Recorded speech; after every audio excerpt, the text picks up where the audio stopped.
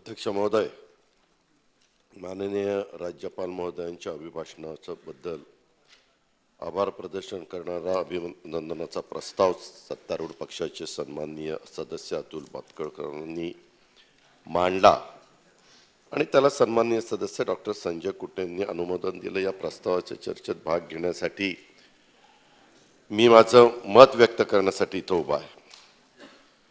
अभिनंदन प्रस्तावावर बोलण्यापूर्वी नवनियुक्त राज्यपाल महोदयांना मी शुभेच्छा देतो। एका वेगळ्या परिस्थितीमध्ये या राज्याला नवीन राज्यपाल मिळालेले आहेत हे आपण सगळे पाहतोय।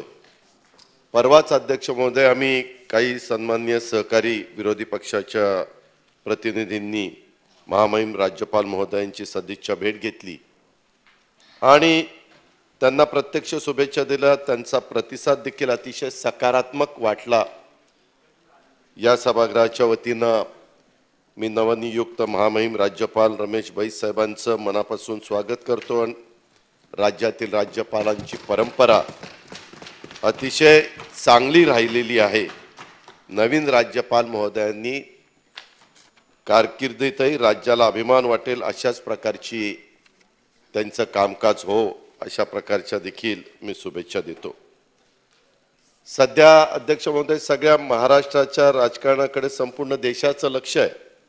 सरकारची स्थापना कशी झाली, पक्षांतर बंदीबद्दल आजच काहीतरी सुप्रीम कोर्टाने सांगितलेलं की मी 8 दिवसात निर्णय देणार आहे अशी कानावर बातमी आली। त्याच्यामध्ये अनेक वादग्रस्त मुद्दे घटनापीठाकडे गेलेले आपण पाहतोय। अशा परिस्थितीत राज्यपाल महोदयांच्यावर फार मोठी घटनात्मक जबाबदारी येऊन पडलेली आहे। सगळा देश पाहतोय की उद्याच्याला लोकशाही पुढे टिकणार का राहणार, काय नक्की उद्या निर्णय झाल्यानंतर त्याचे पडसाद देश पातळीवर आणि वेगवेगळ्या राज्याच्या पातळीवर पण कशा पद्धतीने उमटतायत। सरकारपेक्षा विरोधकांकडे आपलं लक्ष राहावं अशी आमची अपेक्षा आम्ही त्यांच्या पुढे मांडली। सर्वांना समान न्याय तुमच्याकडनं मिळाला पाहिजे असंही आम्ही अध्यक्ष महोदय राज्यपाल महोदयांना सांगितलं आणि त्यामुळे वेळ आली तर सरकारच्या चुकाई त्यांनी लक्षात आणून द्याव्यात। विरोधी पक्षाचा हक्क अधिकार याची जपवणूक आपल्याकडनं होईल असा आम्हाला विश्वास आहे। आणि पुन्हा एकदा मी महामहिम नवनियुक्त राज्यपाल महोदयांचं सभागृहाच्या वतीनं देखील हार्दिक शुभेच्छा त्यांना देतो।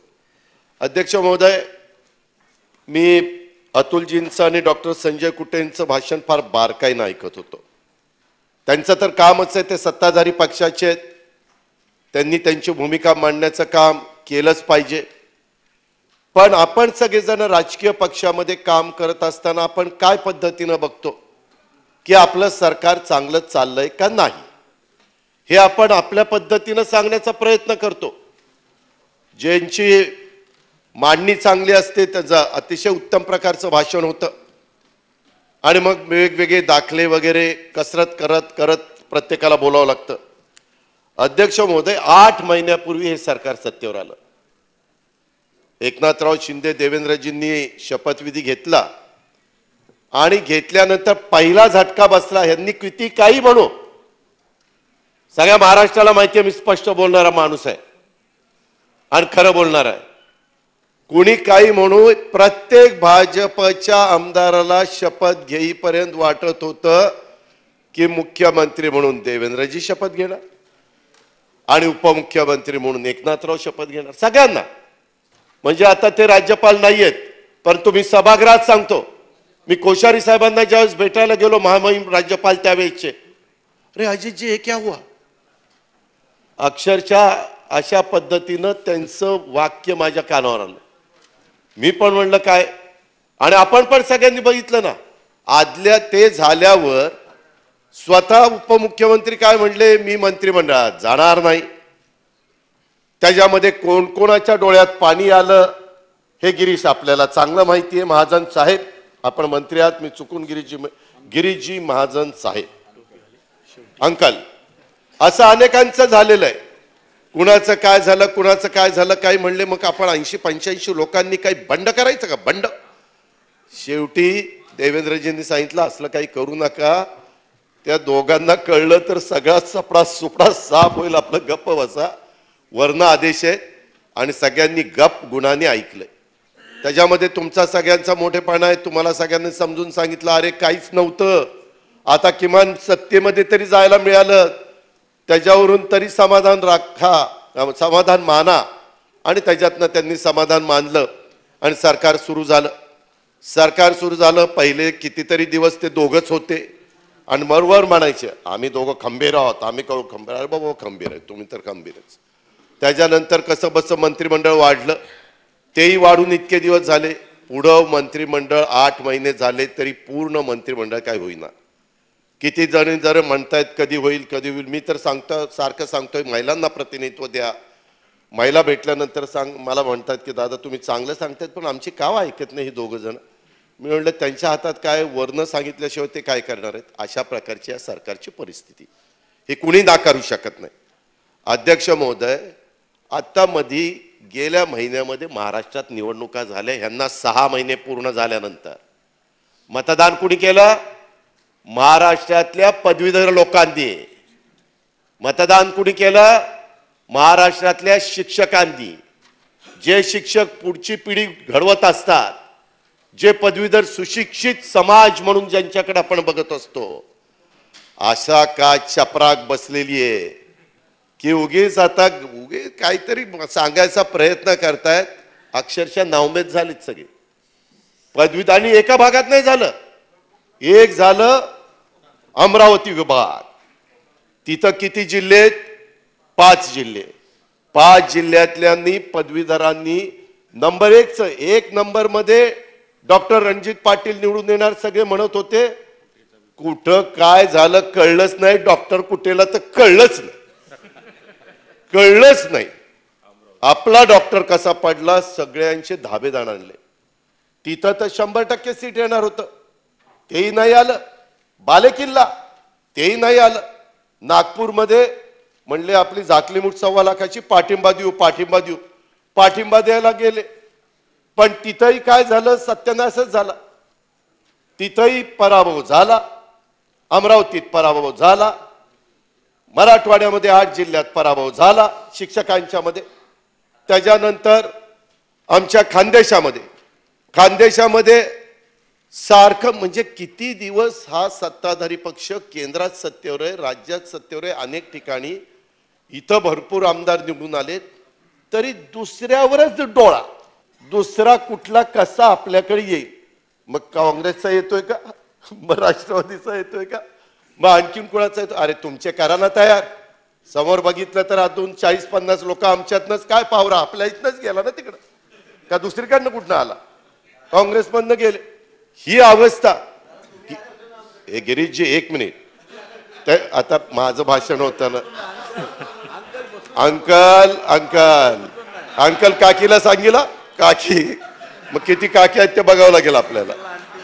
अध्यक्ष महोदय, मला हे सांगायचंय ह्याच्यातला गमतीचा भाग नाहीये की खरोखरीच आत्मचिंतन आत्मपरीक्षण केलं पाहिजे. उत्तर महाराष्ट्रात पण आमचा नंदुरबार, धुळे, जळगाव, नाशिक, अहमदनगरचा भाग असताना इथं आपल्याला उमेदवार देता आला नाही. शेवटी किती झालं तर सत्यजित तांबे 3 पिढ्या काँग्रेसमध्येच त्यांचं घराणं काम करत आहे. त्याच्यावर तिथंही त्यांचाच जय झाला. आणि अध्यक्ष महोदय, ती कोकणातली सीट आहे ना, सिंधुदुर्ग, रत्नागिरी, रायगड, पालघर आणि ठाणे, ते मात्र कालपर्यंत शिवसेनेचे शिक्षक संघटना आहे, उद्धव ठाकरे साहेबांचे राईट हँड. परंतु तिथं काय झालं, बाळाराम पाटलांना उमेदवारी दिली. बाळाराम पाटलांना उमेदवारी दिली आणि त्यांना ऐन वेळेस क्षणाला तिथंही भाजपला, सत्ताधारी पक्षाला स्वतःचा माणूस घेता आला नाही, दुसराच उचलला आणि तिथं आणून ठेवला. त्यांनाच जर यांनी तिकीट दिलं असतं आम्ही, तर मग 5च्या 5 जागा गेल्या असत्या. काय मोठं सांगताय, असं झालं तसं झालं, हे केलं ते केलं. जर खरोखरीच 6-8 महिन्यात दिवा लावला असता तर पदवीधरांनी शिक्षकांनी निवडून दिलं असतं तुम्हाला. इथं नाकारलंय तुम्हाला. ते तुम्ही बसून बोलता का, कुठून बोला, काय बोलतो, मी बसतो. पुण्याचा निकाल लागला ना तर हाय ते पण जाईल. अजून 2 तारखेला काय होईल एक आहे. पुण्याचा निकाल काय लागेल ते मला सांगता येत नाही.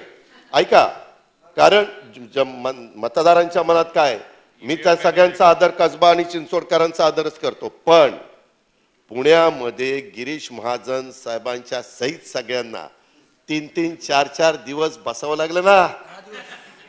किती दिवस बसावं लागलं? मुख्यमंत्री उपमुख्यमंत्र्यांना किती दिवस बसावं लागलं? त्याच्यामध्ये काय काय तिथं घडलं आज मी बोलणार नाही. एकदा निकाल लागू द्या, मग सांगतो पुण्यामध्ये चिंचवडमध्ये कुठं काय घडलं, कोण सापडलं, कोण काय करत होतं, कोण सांगत होतं मताला जाऊ नका, कोण काय मताला जा म्हणून सांगत असताना काय सांगत होतो तो आता विषय नाही, परंतु त्यावेळेस सांगेल. पण एक आहे, महाराष्ट्रामध्ये त्याही बाबतीमध्ये सहजासहजी ती निवडणूक त्यांना हाताळता आलेली नाही. महाविकास आघाडीच्या सरकारने, महाविकास आघाडीच्या पार्टीनं, म्हणजे आमच्या महाविकास आघाडीनं खूप चांगल्या पद्धतीनं तिथं विरोध करण्याचं काम केलेलं आहे. शेवटी जनता जनार्दन सर्वस्व आहे आणि ती भावनेची निवडणूक होती, तरी भावनेची निवडणूक आम्ही होऊन दिलेली नाही. ही गोष्ट आपण सगळ्यांनी बघा, कारण कसब्यातला तर निकाल सातत्याने कसा येत होता, त्याच्यावर कसब्यात सगळे ठाण मांडून कसे बसले होते, काही काहींना मोकातनं सोडल्यानंतर त्यांना घेऊन काही लोक कसे फिरत होते, आणखीन कोण काय करत होतं, ते आता राज्यपालांच्या अभिभाषणाच्या संदर्भातलं उत्तर नाहीये म्हणून मी त्या खोलात जात नाही. परंतु अध्यक्ष महोदय, ही परिस्थिती आहे, ही वस्तुस्थिती आहे आणि त्याच्यामुळे सरकारने देखील आत्मचिंतन, आत्मपरीक्षण केलं पाहिजे. जो आपला विदर्भाचा बालेकिल्ला असताना देखील तिथं आपल्या जागा पराभूत झाल्यात, हे निश्चितपणे विचार करणारी बाब आहे. अध्यक्ष महोदय, मी त्या दिवशी आम्ही सगळेजण बसलो होतो, मला वाटतं राज्यपालांचं अभिभाषण होतं, त्याच्या आदल्या दिवशीच आम्ही त्यांना भेटलेलो होतो आणि दुसऱ्या दिवशी त्यांनी साधारण 16 पानांचं अभिभाषण त्यांनी केलं. 77 मुद्दे त्याच्यामध्ये होते. 32 मिनिटाच्या राज्यपाल महोदयांच्या अभिभाषणात राज्याला काही दिशा मिळेल, राज्यासमोर प्रश्नांबाबतच्या उपाययोजना समजून येतील, काही नवीन धोरणं राज्यापुढे मांडली जातील, अशी महाराष्ट्राच्या जनतेला, आम्हाला सगळ्यांनाच अपेक्षा होती अध्यक्ष महोदय. परंतु सरकारनं केवळ आपली पाठ थोपटून घेण्याचं काम या अभिभाषणाच्या निमित्तानं केलं, परंतु राज्यातल्या जनतेला तसं काही मिळालं नाही. अध्यक्ष महोदय, मला वाटत होतं, कारण ते रायपूरचे 6 का 7 वेळेला खासदार म्हणून निवडून आलेले आहेत, 6-6, 7-7 वेळेला रायपूर सारख्या ठिकाणी खासदार म्हणून निवडून येणं हे साधं काम नाही. त्याबद्दल त्यांचं खरोखरीच कौतुक आणि अभिनंदन मी करीन, कारण आपण पण राजकीय जीवनामध्ये 1, 2, 3 टर्म झाल्यानंतर काय आपापली अवस्था होती आणि पार्लमेंटमध्ये निवडून यायचं, 91 अपवाद वगळता ते सातत्याने तिथनं निवडून आले. परंतु अध्यक्ष महोदय, त्यांना तसं बघितलं तर हिंदी त्यांनी आम्हाला सांगितलं की रायपूरच्या परिसरामध्ये मोठ्या प्रमाणावर मराठी भाषिक पण आहे, आपल्या महाराष्ट्रातले बरेच लोक तिथं आहेत असं त्यांनी सांगितलं. ते म्हणले काही प्रभाग पण तिथं तशा प्रकारचे आहेत. पण अध्यक्ष महोदय, एक गोष्ट मला खटकली की महाराष्ट्राचा कालचा दिवस हा तसं बघितलं तर आपल्या दृष्टीने अतिशय महत्त्वाचा होता.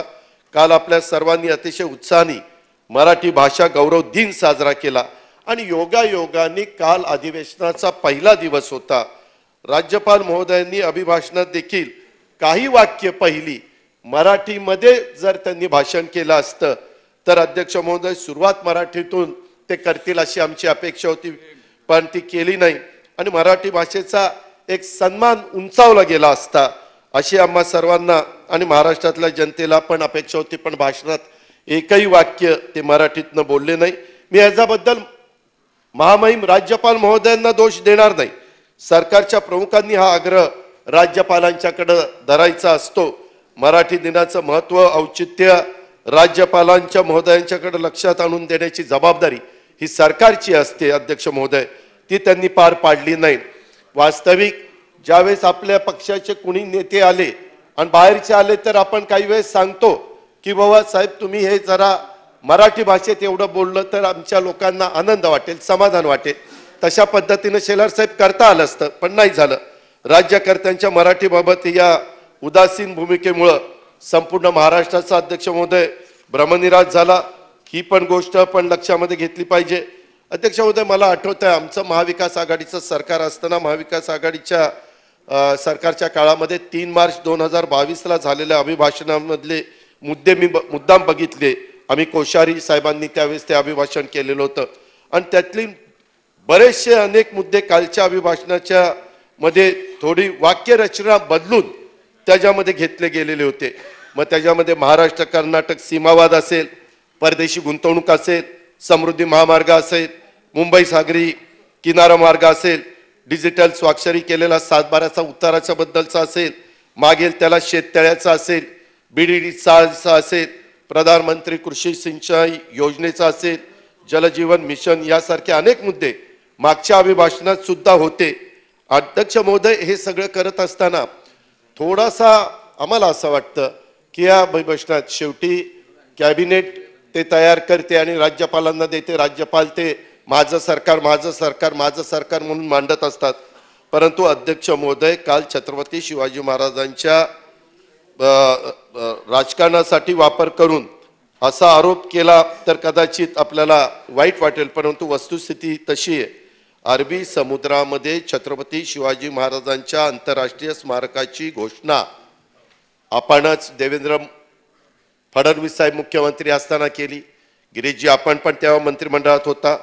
पंतप्रधान महोदयांच्या हस्ते भूमिपूजन जलपूजन आपण केलं. तो सत्तेचा तुमचा 5 वर्षाचा काळ गेला, आताचा 7-8 महिन्याचा काळ गेला. त्या स्मारकाविषयी साधा उल्लेख देखील आपण काढला नाही. हे वस्तुस्थिती आहे. खरं तर मधी मी बघत होतो मुंबईमध्ये सारखी शेलार साहेब हेलिकॉप्टर एक सारखं फिरत होतं.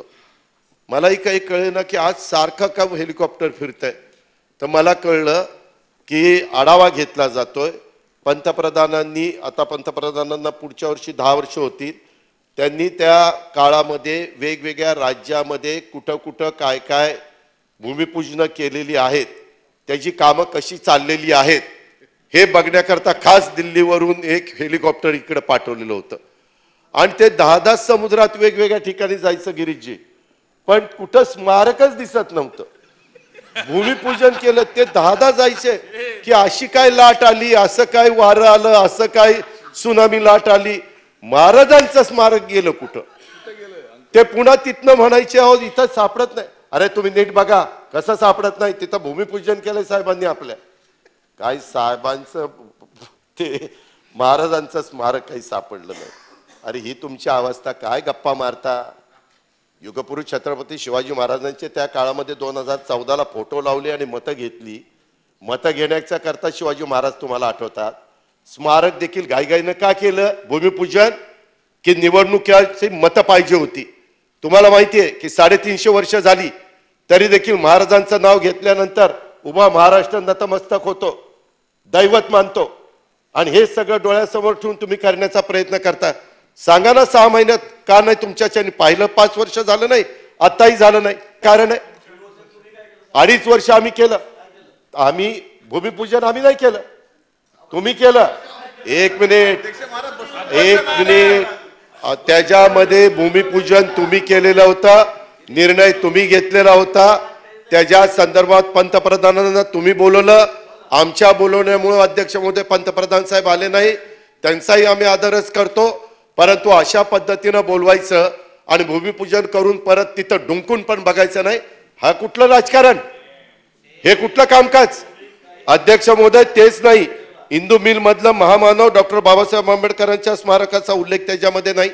माझ्या माहितीप्रमाणे त्याचंही काम ज्या गतीनं व्हायला पाहिजे त्या गतीनं होत नाही, काम थांबलेलं आहे. हिंदू हृदय सम्राट स्वर्गीय बाळासाहेब ठाकरे यांच्याही स्मारकाचा विसर त्यात पडला, त्याचाही कुठं उल्लेख नाही. अध्यक्ष महोदय, भाजपला ज्यांनी बहुजनांचा चेहरा दिला, मी तर अनेकदा जाहीरपणे माझं आणि गोपीनाथ मुंडे साहेबांचं राजकीय कधी जमलं नाही, अनेकांना माहिती आहे.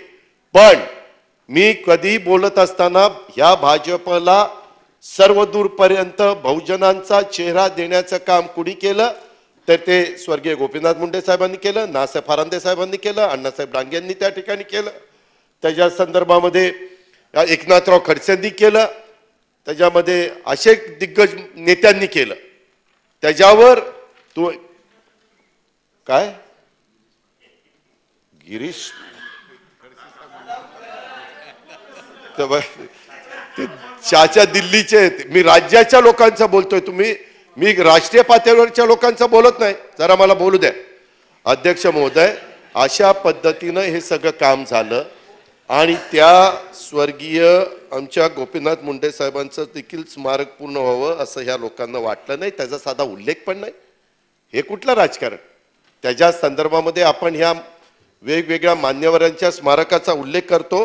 राष्ट्रपुरुषांचा आपल्याला आदर्शांना जे सरकार विसरते, सरकार अध्यक्ष महोदय जनतेला काय न्याय देणार आहे ही अपेक्षा देखील करणं अक्षरशः गैर आहे. अध्यक्ष महोदय, ह्या गोष्टीचा मी तीव्र शब्दामध्ये निषेध करतो. उलट हे सरकार आल्यापासून सातत्याने बेताल वक्तव्य करण्याचं काम महापुरुषांच्या बाबतीमध्ये घडलं, वरपासून खालपर्यंत घडलं, मंत्र्यांच्याकडनं घडलं, आमदारांच्याकडनं घडलं, प्रवक्त्यांच्याकडनं घडलं. कधी त्यांना वरिष्ठांनी सांगितलं नाही तुम्ही कुठंतरी आवर घाला, कुठं चुकताय, परंतु हे सातत्याने चाललं. बरं, एकदा माणूस चुकेल तर पुन्हा दुसऱ्यांदा तिसऱ्यांदा, तेही आपण सगळ्यांनी बघितलं. राष्ट्रपुरुषांच्या आदर्शाचं अनुसरण हे शासन करेल असं स्वतः आम्ही राज्यपाल महोदयांच्याकडनं ऐकलं, परंतु तसं काही झालं नाही. अध्यक्ष महोदय, त्याच्या संदर्भामध्ये असं म्हटलं खायचे दात एक आणि दाखवायचे दात दुसरे, अशी परिस्थिती या सरकारची आहे का? मागच्या नागपूरच्या अधिवेशनामध्ये आम्ही हे सगळं काढलेलं होतं, आम्ही ह्याच्याबद्दलचा मोर्चा पण काढलेला होता, परंतु अतिशय खालच्या स्तरावर येऊन राष्ट्रपुरुषांचा अपमान करण्याचं काम या सरकारच्या काळामध्ये झालं आणि सरकारच्या प्रमुखांनी ह्या गोष्टीची साधी दखल घेतली नाही. अध्यक्ष महोदय, कधी काही चुकलं तर त्या सरकारमधले प्रमुख दखल घेऊन त्याच्यामध्ये सांगतात माझं शासन महान व्यक्तींनी घालून दिलेल्या उच्च आदर्शाचं सतत अनुसरण करीत आहे. हे काय फक्त अभिभाषणामध्ये लिहिण्याच्या करता वाचण्याच्या करता गोष्ट आहे का? अध्यक्ष महोदय, ह्या सत्तेत आल्यापासून अक्षरशः अहंकाराचा दर्प ह्या जनतेला दिसून येतोय आणि त्यातून मग कुठे राष्ट्रपुरुषांच्या बद्दल अपमान करणं, कुठं महिलांच्या बद्दल अपमान करणं, पण तरी सरकार मात्र काही करत नाही. तुम्ही मला सांगा, आपण सगळेच जण विधिमंडळाचे सदस्य आहेत, आपल्यातल्या प्रज्ञाताई सातवच ना, सन्माननीय सदस्य प्रज्ञाताई सातवांना पाठीमागणे येऊन हल्ला केला जातो. ह्या सरकारचा कुठं कायदा सुव्यवस्था गेला? कशा पद्धतीनं तुम्ही सांगताय? नुसतं तिथं नाही, आदित्य ठाकरे त्यांच्या रॅलीवर त्या ठिकाणी दगड मारण्याचं काम होतं. अध्यक्ष महोदय, हे कसं काय? शेवटी लोकप्रतिनिधी आहेत, कधी काळी या राज्याचे मंत्री म्हणून त्यांनी काम केलेलं आहे. तुम्ही तुमच्याही लोकांचा निश्चितपणे सुरक्षितता नीटपणे सांभाळली पाहिजे, तशी इतरांची पण सांभाळली पाहिजे.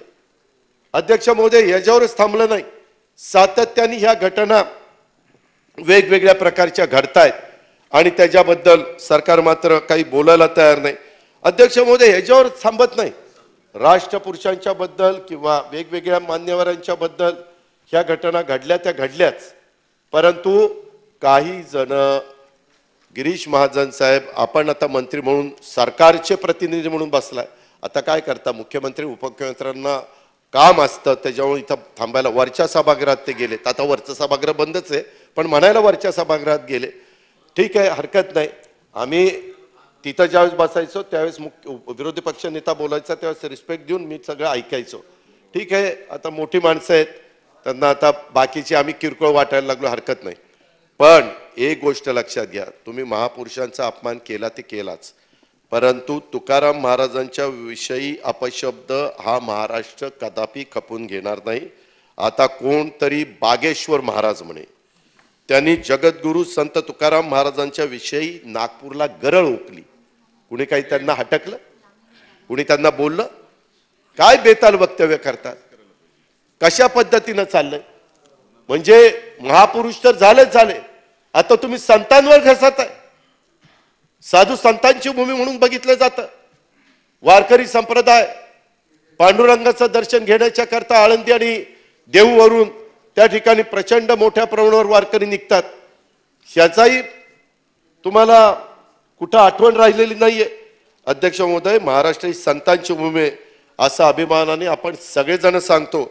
संत साहित्याचा अभ्यास नसताना आपल्या मनात येईल त्याप्रमाणे जर कोणी संतांचा अपमान करणार असेल तर सरकारने ह्याची दखल घ्यायलाच हवी, असं मंत्री महोदय माझी तुम्हाला विनंती आहे. या महाराजांच्या विरुद्ध गुन्हा दाखल करायला हवा, पण सरकार मात्र शांत आहे.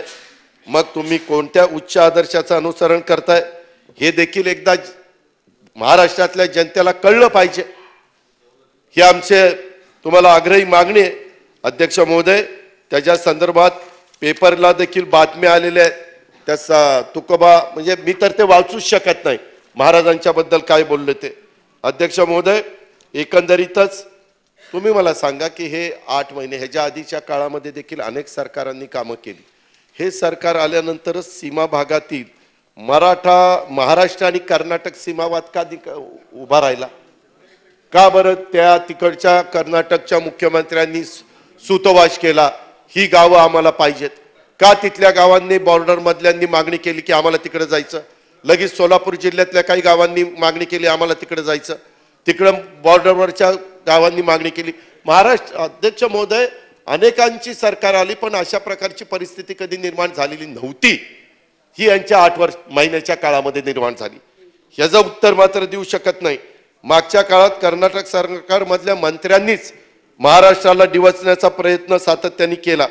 वास्तविक सीमावासियांच्यासाठी आज पण सीमावासीय आपल्या मुंबईमध्ये बसलेले आहेत. त्यांच्या आंदोलनाच्या करता काल आम्हाला भेटले. आज आम्ही मुद्दा काढला. दुपारी मुख्यमंत्री काहीतरी त्यांना वेळ देणार होते. राज्यातील प्रत्येक सरकार कल्याणकारी योजना राबवते, त्याचा प्रत्यक्ष फायदा हा त्यांना मिळालाच पाहिजे, ह्याच्याबद्दल दुमत नाही.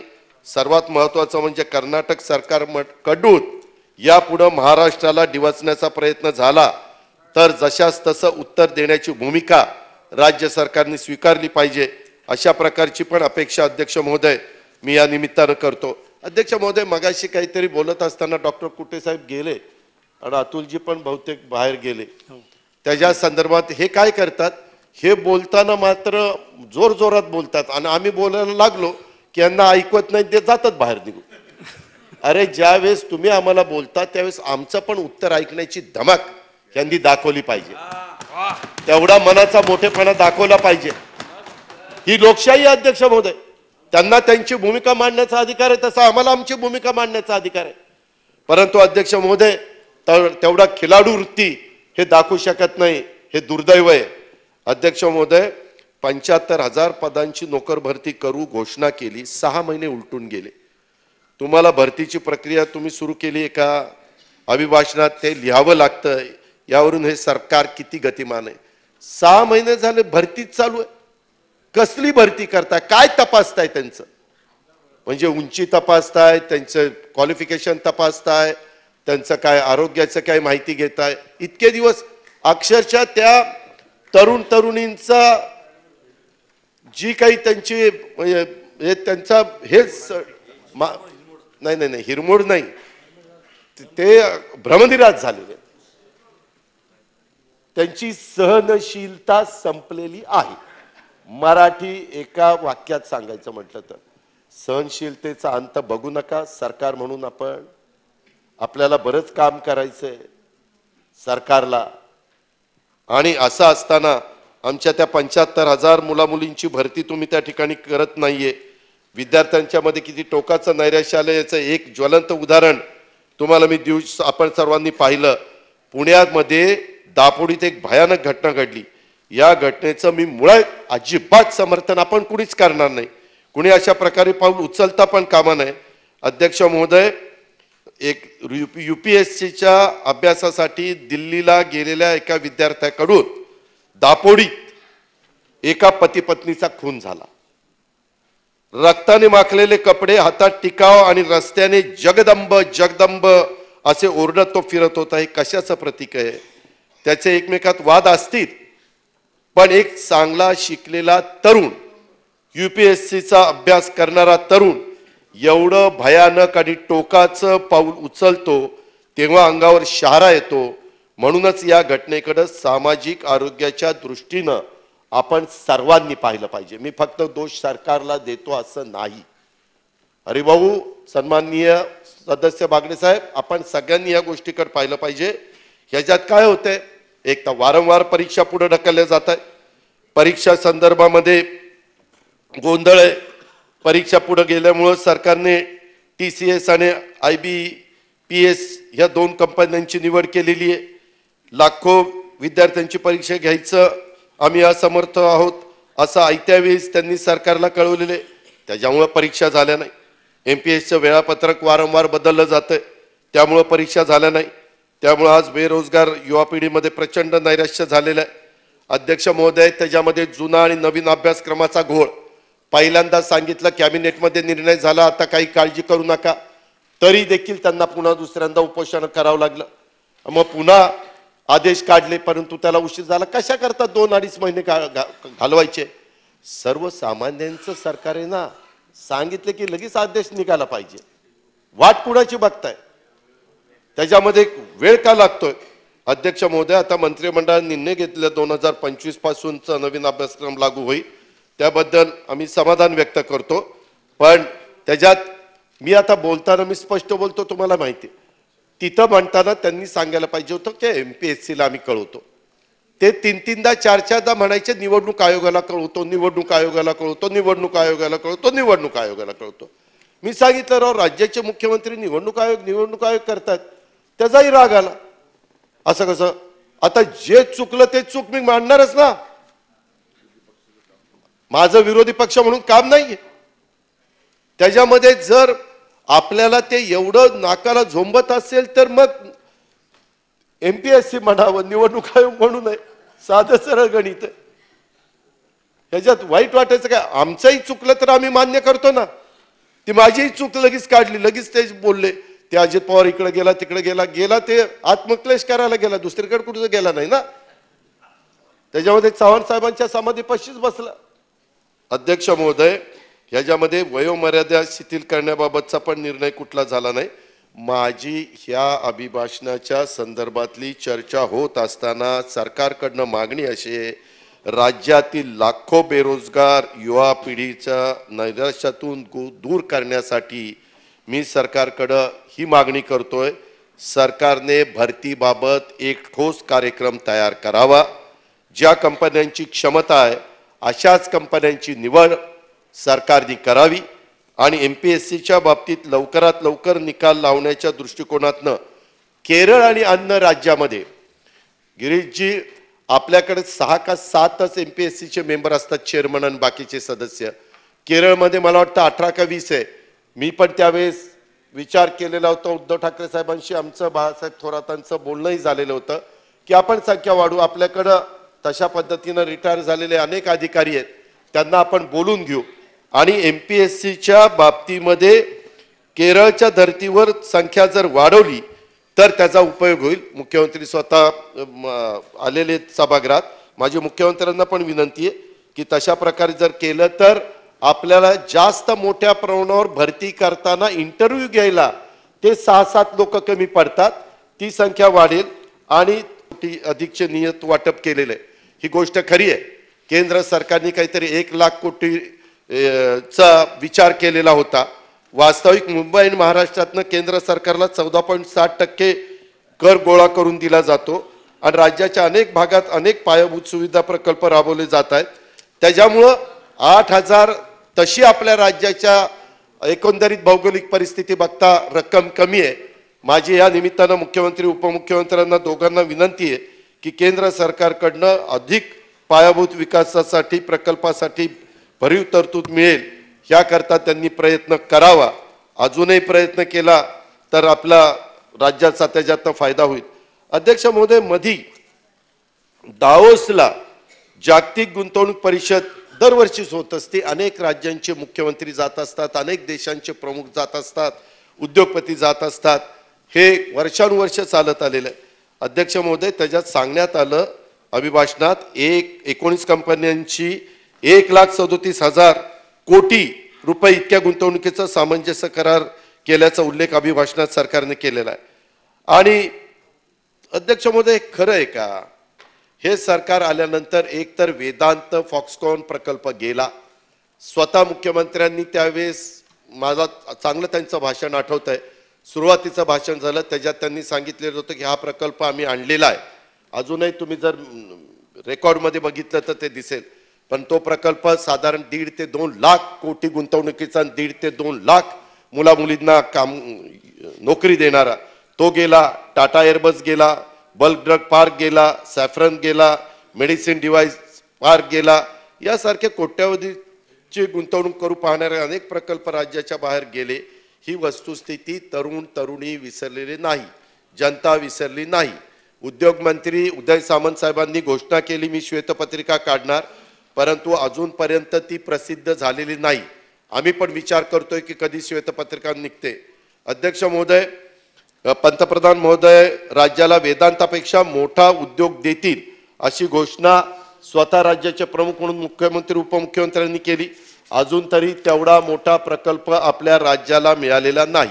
मात्र उत्तर प्रदेशचे मुख्यमंत्री आणि इतर राज्याचे मुख्यमंत्री आपण बघतोय आपल्या मुंबईमध्ये येतात, त्यांना अधिकार यायचा, त्याबद्दल आपण काही बोलू शकत नाही. पण इथे येऊन इथल्याच उद्योगपतींची बैठक घेतात आणि त्यांना म्हणतात की तुम्ही चला आमच्याकडे गुंतवणूक करा. जर महाराष्ट्रातल्या उद्योगपतींच्याकडे येऊन त्यांच्या राज्यात गुंतवणूक करा सांगितली जाते, त्यापेक्षा त्या उद्योगपतींना आपल्या मुख्यमंत्री उपमुख्यमंत्र्यांनी सांगितलं पाहिजे आम्ही तुम्हाला रेड कार्पेट टाकतो, आम्ही तुम्हाला मदत करतो, ती गुंतवणूक तुम्ही आपण करा. अध्यक्ष महोदय, दावोसला स्वतः मुख्यमंत्री महोदय गेलेले होते. मला माहिती जी मिळाली चार्टर प्लेननी गेलेले होते आणि माझ्या माहितीप्रमाणे त्यांचा आणि त्यांच्या जे काही शिष्टमंडळ होतं त्या सगळ्यांचा 2.5 दिवसाचा खर्च 40 ते 42 कोटी रुपये झालेला आहे अशी माझी माहिती आहे. सभागृहाला कळलं पाहिजे की नक्की किती कोटी रुपये झाला, काय तो सभागृहाचा अधिकार आहे. शेवटी जनतेचा पैसा आहे, कर रूपाने जमा झालेला पैसा आहे आणि त्या गुंतवणुकीची माहिती जनतेला मिळाली पाहिजे.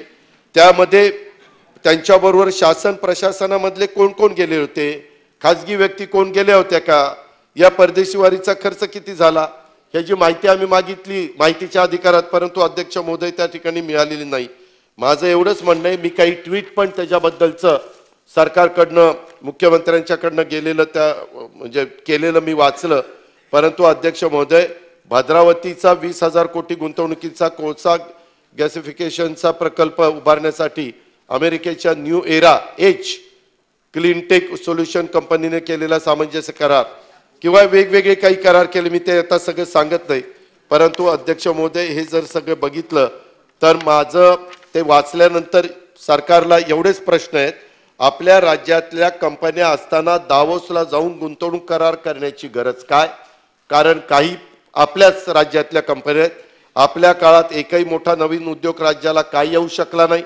शासकीय अधिकृत ट्विटर हँडलवरून अशा प्रकारे महाराष्ट्रातल्या कंपन्या असताना विदेशी कंपन्यांकडून राज्यात गुंतवणूक होत असल्याची दिशाभूल करण्याची माहिती का दिली गेली? देशातील राज्यातील जनतेची, बेरोजगार आणि युवा पिढीची आणि खुद्द पंतप्रधान महोदयांची दिशाभूल का केली गेली? इतर ज्या कंपन्यांनी राज्य सरकारच्या बरोबर सामंजस्य करार केला त्या कंपन्या खरोखरीच विदेशातील आहेत का? त्या माध्यमातून विदेशी गुंतवणूक राज्यात होणार आहे का? याबाबतची सत्य माहिती सरकार जनतेला देईल का? ज्या कंपन्यांचे शेअर आणि पेडअप कॅपिटल अतिशय कमी आहे त्या कंपन्यांकडून खरोखरीच कोट्यावधी रुपयाचे प्रकल्प राज्यात उभे राहणार आहेत का? याही बद्दलची माहिती, कारण 1,37,000 कोटीची गुंतवणूक अध्यक्ष महोदय त्यावेळेस सांगितली गेलेली आहे. अध्यक्ष महोदय, तसंच शासनाची राज्य अर्थव्यवस्था $1 ट्रिलियन इतकी साध्य करण्यासाठी आम्ही कटिबद्ध आहोत असं पण स्वतः राज्यपाल महोदयांनी सरकारच्या वतीनं सांगितलं. माझं सरकार म्हणून माझी सरकारला विनंती आहे की मी ते सगळं बघितलं, त्या समितीत कोण कोण आहे, काय काय आहे, त्याचा GR पण आत्ता माझ्यापाशी आहे की त्याच्यामध्ये कोण कोण घेतलं, पण त्याच्यामध्ये सहकार क्षेत्राला डावललंय. अध्यक्ष महोदय, 2-3 क्षेत्राला सरकारने ह्याच्यामध्ये डावललंय. खरं तर सहकाराची ताकद महाराष्ट्रामुळे देशाला कळली.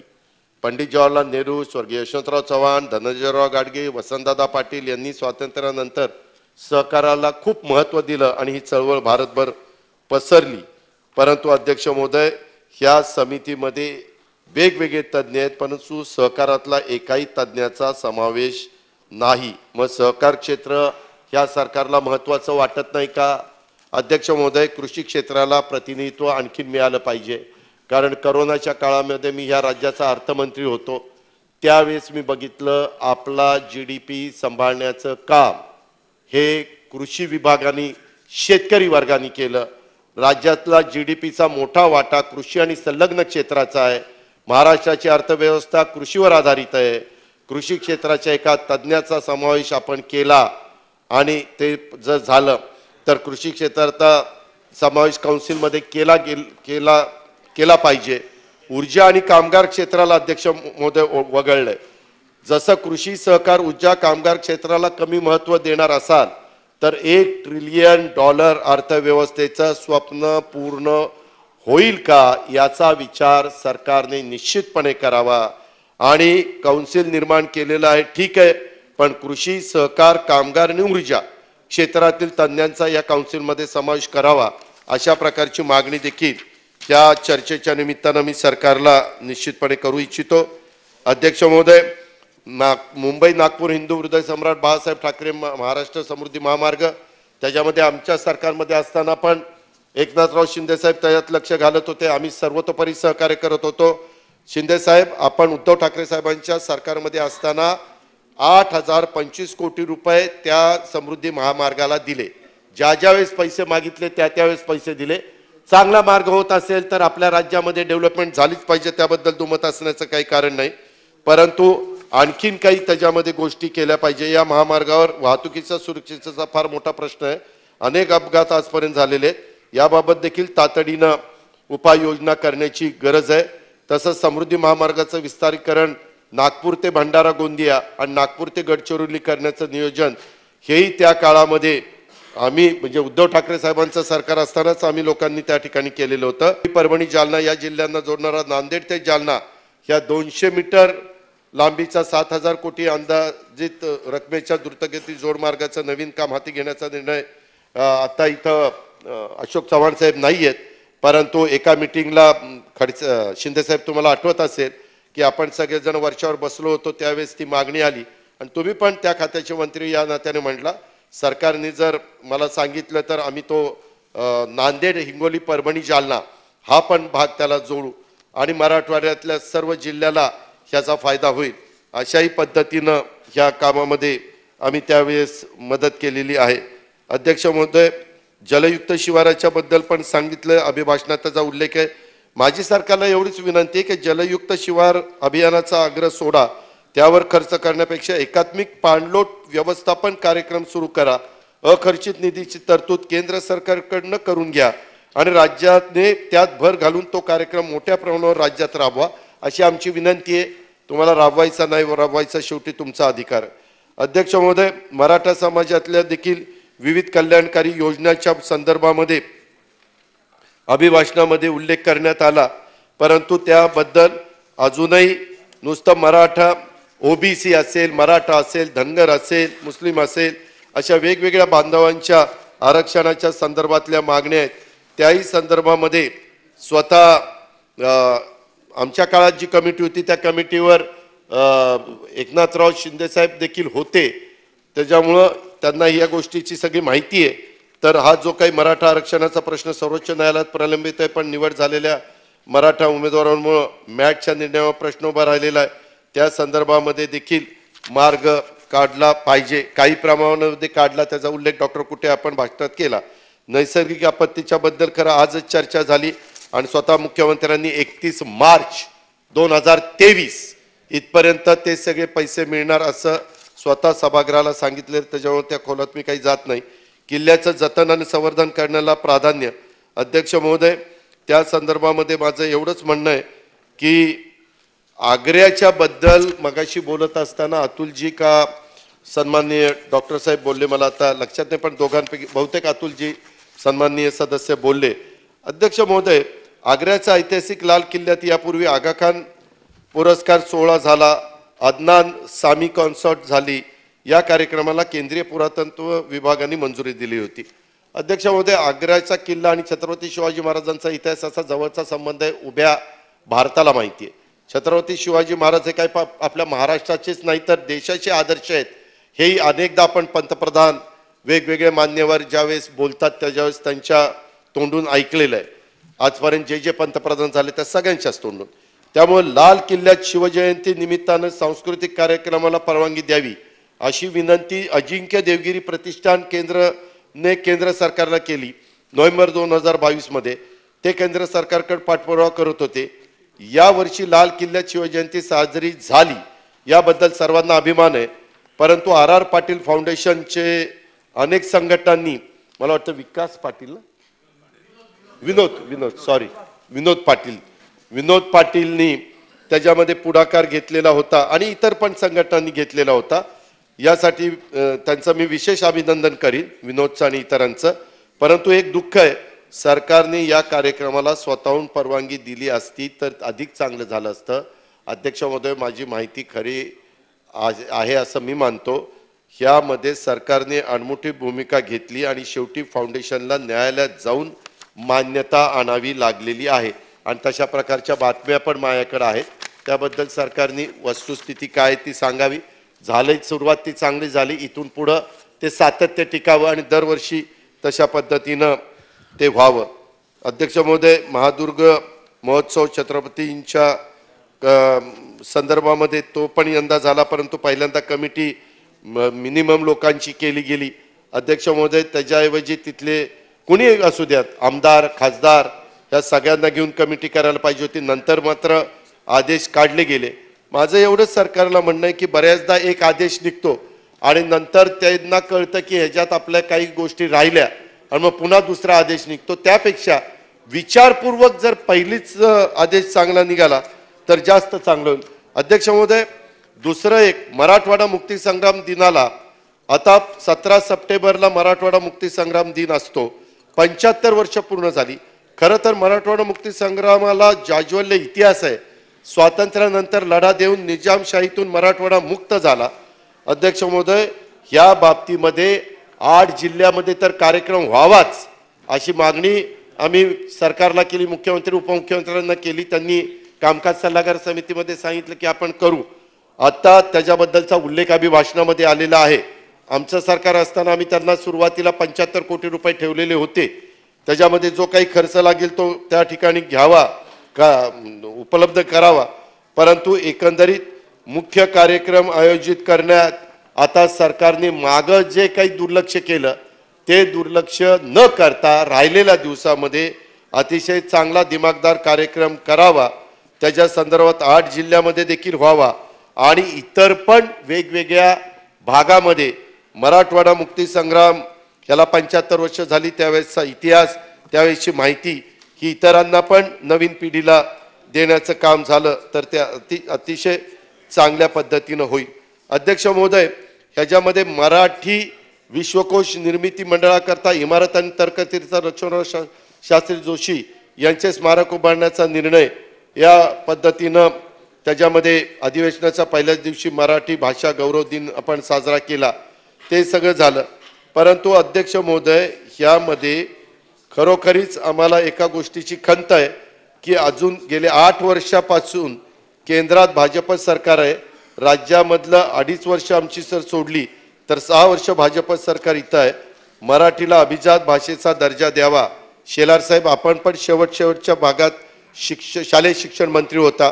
तुम्ही पण त्या काळामध्ये प्रयत्न केलेला होता, त्याचा उल्लेख आज तुम्ही केलेला होता. परंतु याबाबतचा परिपूर्ण प्रस्ताव केंद्र सरकारकडे अनेक वर्ष धूळ खात पडलेला आहे. तरी केंद्र सरकारकडनं जाणीवपूर्वक वेळ काढूपणा केला जातो का काय कळायला मार्ग नाही. याकरता खरोखरीच महाराष्ट्रातल्या जनतेच्या भावना अतिशय तीव्र आहेत. माझे मुख्यमंत्री उपमुख्यमंत्री महोदयांना आग्रह आहे की मराठीला अभिजात भाषेचा दर्जा मिळवून देण्याच्या करता आपण पुढाकार घ्यावा. तुमच्या कारकिर्दीमध्ये ते झालं तर इतिहासात त्याची नोंद होणार आहे आणि त्याच्यामुळं त्याकडं आपण अधिकचं लक्ष द्यावं. विश्व मराठी संमेलन ह्याच्यामध्ये अध्यक्ष महोदय, या राज्यात पहिल्यांदा सरकारच्या वतीनं विश्व मराठी संमेलन आयोजित करण्याचा घाट जानेवारी महिन्यामध्ये घातला गेला. वास्तविक अशा प्रकारचे कार्यक्रम सरकार न करता अध्यक्ष महोदय, माझ्या मते हे सरकारचं काम नाही. मराठी भाषा साहित्य यासाठी कार्य करणाऱ्या संस्थांना बळ देणं हे सरकारचं काम आहे.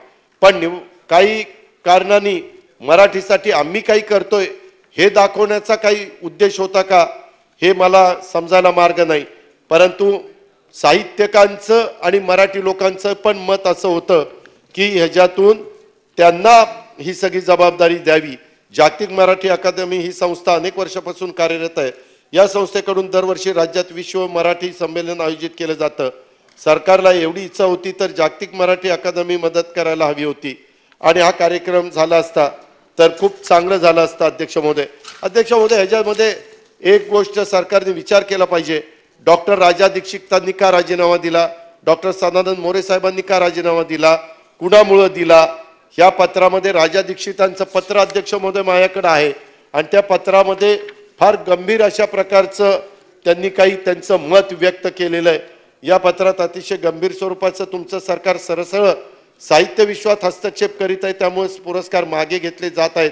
समितीचे अध्यक्ष राजीनामा देत आहे, तुम्ही मनधरणी केली तरी त्यांनी राजीनामा मागे घेतला नाही.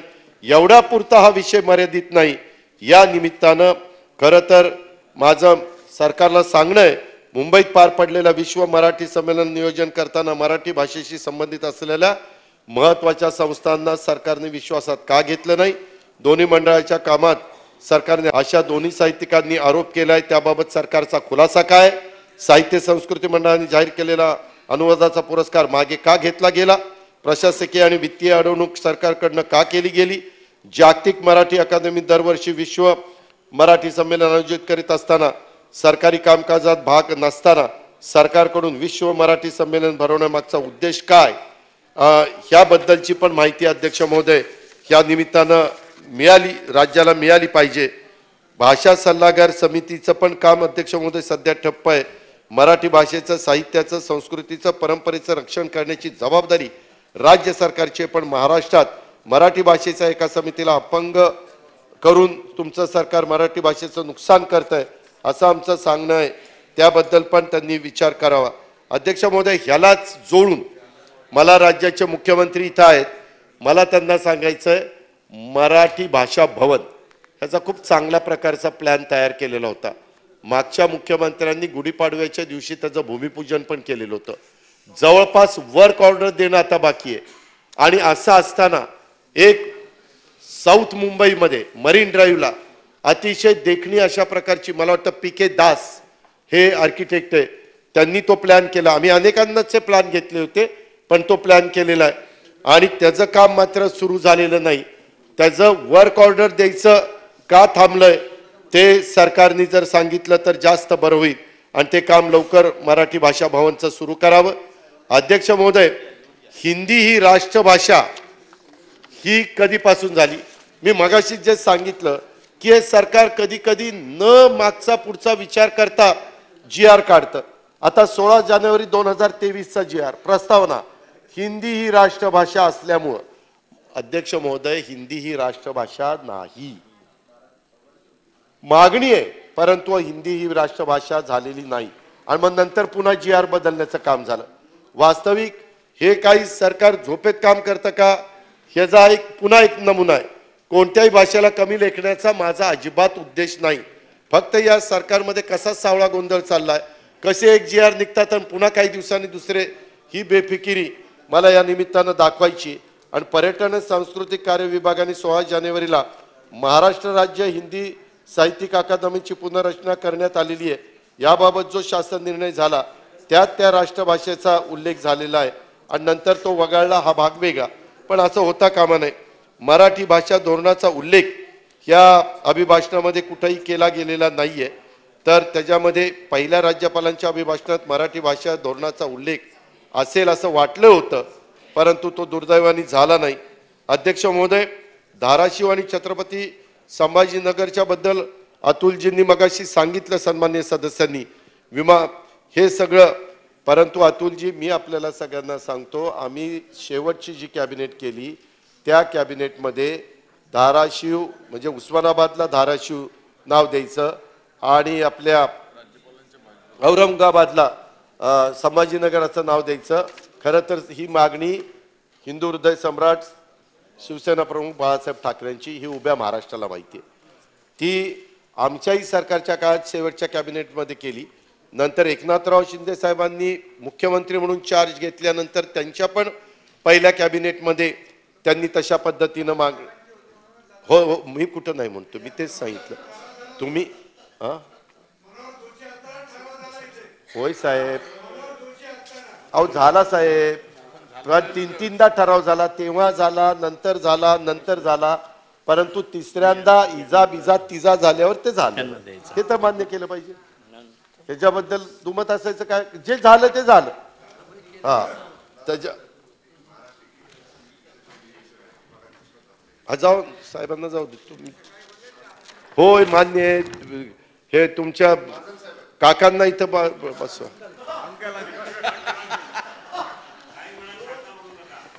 दादा बोला. अध्यक्ष सॉरी अध्यक्ष महोदय, माझं एवढंच सरकारला सांगणं आहे की ह्या दोन्ही शहरांचा धनंजय काचा काका. अध्यक्ष महोदय, या दोन्ही शहरांची नावं बदलली याबद्दल आनंद आहे. आता काढलेलं नोटिफिकेशन हे केवळ शहरापुरतं आहे. मला हे सभागृहाच्या सन्मान्य गिरीशजी तुमच्या लक्षात आणून द्यायचं, हे नोटिफिकेशन जे मी वाचलंय ते फक्त शहरांचं आहे. त्याच्यामध्ये सिटीचा उल्लेख केला आहे, डिस्ट्रिक्ट मात्र औरंगाबादच त्याच्यात लिहिलंय. जे केंद्राचं नोटिफिकेशन निघालंय तिकडं डिस्ट्रिक्ट मात्र उस्मानाबादच केलंय. अरे डॉक्टर साहेब, बदल ते आपल्या राज्याच्या जीएडीने केला, त्यांना अधिकार नाहीये, अधिकार केंद्राला आहे. ते केंद्राकडनं करून घेतलं पाहिजे. उगेच काहीतरी पानं तोंडाला पुसू नका, जे खरं आहे ते खरं आहे. हा वर्ण करून आणा, आम्हाला मान्य आहे, आम्ही फक्त हे करतो. तसंच ते करून आणताना शहराचं नाव जसं छत्रपती संभाजीनगर केलेलं आहे तसं औरंगाबाद विमानतळाचं नाव छत्रपती संभाजीनगर विमानतळ करण्याचा निर्णय देखील आपण त्याची कार्यवाही करावी अशी माझी विनंती आहे. दुसरं एक मला तुम्हाला तुमचं अभिनंदन करायचं. मी आज तुमच्या पुरवणी मागण्यात का कशा तयार व्हाईट बुकमध्ये अध्यक्ष महोदय, व्हाईट बुकमध्ये त्याच्याबद्दल एवढा ओहापोह झाला, एवढं मला वेगवेगळ्या पद्धतीनं ट्रोल करण्याचा प्रयत्न दुर्दैवाने काही लोकांनी केला. परंतु हे व्हाईट बुक आपल्या गिरीशजी आपल्या सरकारचं, आपण त्याच्यात खर्चाचं पूरक विवरण 2022-23 ह्याच्यामध्ये पाद नंबर 59 स्वराज्य रक्षक छत्रपती संभाजी महाराज यांचं बलिदान स्थळ मौजे तुळापूर तालुका हवेली समाधी स्थळ स्मारक वडू बुद्रुक आराखडा तयार करण्याच्या करता स्वराज्य रक्षक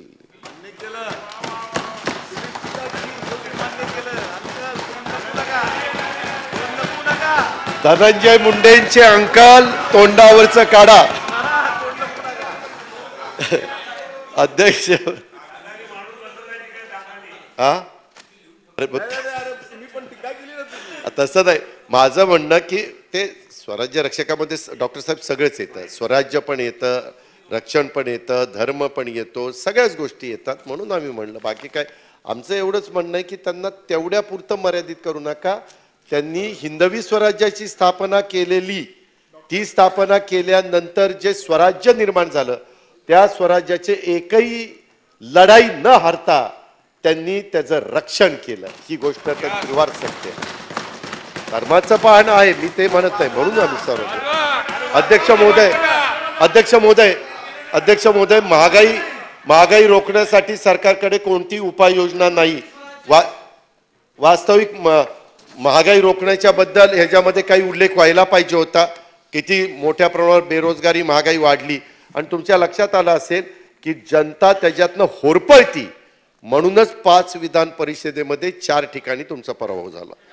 अध्यक्ष महोदय, ऐनवेळी खासदारांची बैठक, हे एक ऐनवेळीच तुम्ही घेता. खासदारांची बैठक 8 दिवस आधी गिरीशजी सन्माननीय मंत्री महोदय 8 दिवस आधी घेतली पाहिजे, म्हणजे त्यांना तिथं तयारी करता येतं, तिथं मांडता येतात. कारण आम्ही पण खासदार होतो, पृथ्वीराज चव्हाण साहेब पण खासदार होते, त्याच्यामुळं थोडीशी माहिती आधी दिली तर त्याचा उपयोग होतो. नुसतं काही साध्यच करायचं नाही, नुसतीच बैठक घ्यायची असे रेकॉर्डवर आणायचं. शिंदे साहेबांनी देखील बैठक घेतली, पण अधिवेशनाचा 1 दिवस अगोदर ही बैठक तुम्ही मुंबईला घेतली. अर्धे अधिक खासदार दिल्लीतच होते. काय साध्य झालं या बैठकीतनं? असं करू नका. करायचं तर त्याचा काहीतरी आउटपुट निघालं पाहिजे.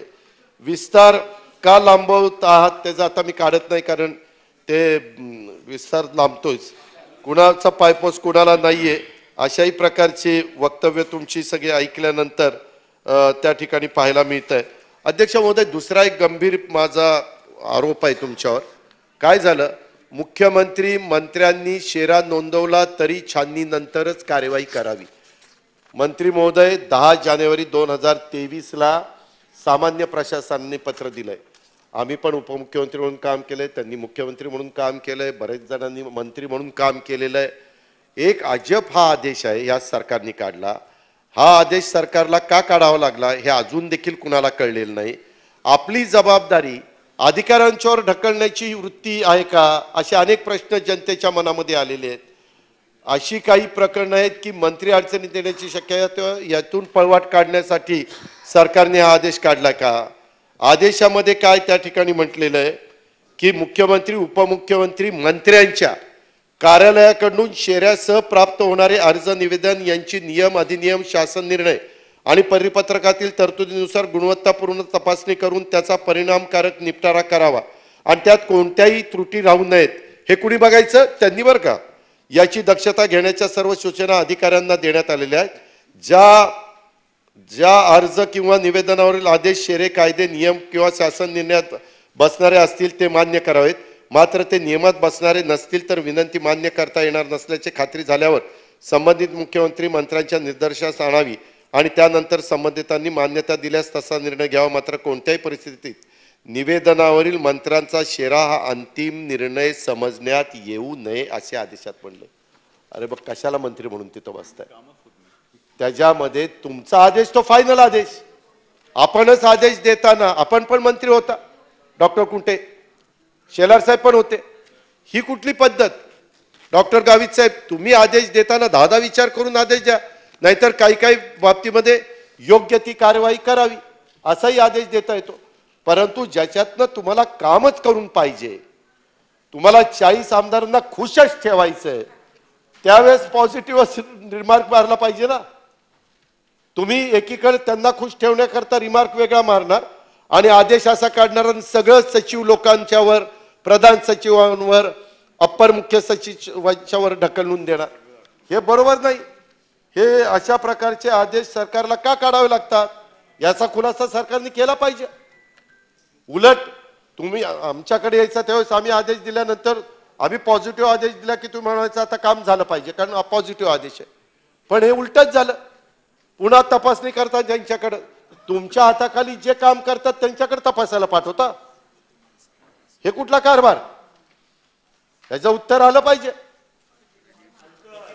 अध्यक्ष महोदय, शासकीय जाहिराती मी परवा बोललो, 50 कोटीच्या शासकीय जाहिराती 6 महिन्यात दिल्या. 17 कोटीहून अधिक रक्कम महानगरपालिकेच्या जाहिरातीमध्ये खर्च केली. आणि जाहिरात बघा अध्यक्ष महोदय, जाहिरात तेव्हा का, आता इथं शिंदे साहेबांचा फोटो आहे. वर्तमान सरकार भविष्यात आकार, योजना दमदार, जनतेचे हे सरकार. आणि इतकी दळभद्री बस आहे, सगळ्या काचा फुटल्या. नीट बघा, काचा फुटल्या, इथली काच तुटली, इथली काच फुटली, तिथं नीट काही काच राहिलीच नाही.